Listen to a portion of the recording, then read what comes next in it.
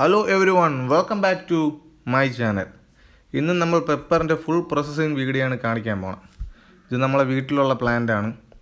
ഈ റൈപ്പനായ പെപ്പർ നല്ല റെഡ് കളറായിരിക്കും. ഇതിനെ പ്ലാന്റിൽ നിന്ന് പ്ലക്ക് ചെയ്തെടുക്കുക, അതാണ് ഫസ്റ്റ് സ്റ്റെപ്പ്. ഗേൾസിനായാലും ഈ ജോലിയൊക്കെ ഈസി ആയിട്ട് ചെയ്യാൻ പറ്റും. എൻ്റെ ഒരു ഒപ്പീനിയൻ എന്ന് പറഞ്ഞാൽ എല്ലാവരുടെ വീട്ടിലും ഒരു പെപ്പർ പ്ലാന്റെങ്കിലും വേണം. ഇതിൽ മെയിനായിട്ട് ശ്രദ്ധിക്കേണ്ട കാര്യം, നമ്മൾ എന്ത് പ്ലാന്റ് ആയാലും ട്രീ ആയിരുന്നാലും എന്ത് വച്ചിരുന്നാലും അതിൻ്റെ ടോപ്പ് ബ്രീഡ് ഇന്നും ഉള്ളതിൽ വെച്ച് ഏറ്റവും ടോപ്പ് ബ്രീഡ് വേണം വയ്ക്കാൻ.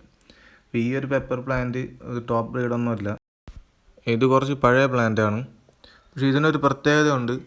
എത്ര വേനലായിരുന്നാലും ഒട്ടും വെള്ളം കൊടുത്തില്ലെങ്കിലും ഇത് നല്ലപോലെ സർവൈവ് ചെയ്യും.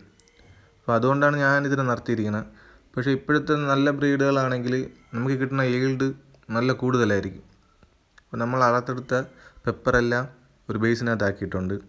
ഇതിൽ നിന്ന് പെപ്പർ മാത്രം സെപ്പറേറ്റ് ചെയ്തെടുക്കണം. അപ്പോൾ അതിന് വേണ്ടിയിട്ട് ഞാനിപ്പോൾ ചെയ്യണത് കൈ കൊണ്ട് ഇങ്ങനെ തിരുമ്മി എടുക്കുന്നതാണ്. ഇത് കുറച്ചുള്ളത് കൊണ്ടാണ് ഇങ്ങനെ ചെയ്യണത്.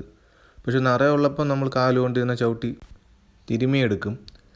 അപ്പോൾ പണ്ടൊക്കെ ആണെങ്കിൽ ഇതിൽ നിന്ന് ബാലൻസ് വരണ ഇതിൻ്റെ നാരൊക്കെ ഇങ്ങനെ റോഡിലൊക്കെ കൊണ്ടിട്ടിങ്ങനെ കണ്ടിട്ടുണ്ട്. അതെന്തിനാണെന്ന് എനിക്ക് അറിഞ്ഞൂടൂ ഗൈസ്. പക്ഷെ ഞാനതൊന്നും ചെയ്യാറില്ല. ചിലപ്പോൾ ഒരു അന്ധവിശ്വാസമായിരിക്കും.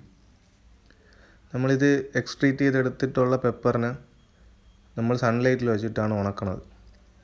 നമ്മളൊരു 3-4 ദിവസം ഒരു ചാക്കിൽ എന്തെങ്കിലും ഇങ്ങനെ വിരിച്ച് വെച്ചിരുന്നാൽ നല്ലപോലെ അത് ഉണങ്ങി കിട്ടും. ഇതുപോലെ ഇങ്ങനെ നിരത്തി ഇട്ടിരുന്നാൽ മതിയാവും. അപ്പോൾ അതിൻ്റെ ഒരു ഫൈനൽ വ്യൂ ആണ് ഇങ്ങനെ ആവണത്, നല്ല ബ്ലാക്ക് കളറിൽ.